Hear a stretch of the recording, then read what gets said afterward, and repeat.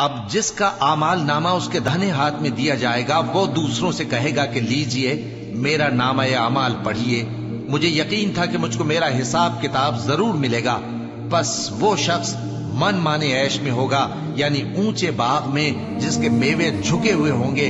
ان سے کہا جائے گا کہ جو اعمال تم ایام گزشتہ میں آگے بھیج چکے ہو ان کے عوض مزے سے کھاؤ اور پیو۔ اور جس کا نامہ اعمال اس کے بائیں ہاتھ میں دیا جائے گا تو وہ کہے گا اے کاش مجھ کو میرا اعمال نامہ نہ دیا جاتا اور مجھے معلوم نہ ہوتا کہ میرا حساب کیا ہے۔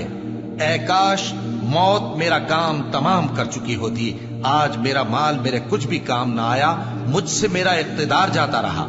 حکم ہوگا کہ اسے پکڑ لو، اب اسے طوق پہنا دو، پھر دوزخ کی آگ میں اسے جھونک دو، پھر زنجیر سے جس کی لمبائی 70 گز ہے جکڑ دو۔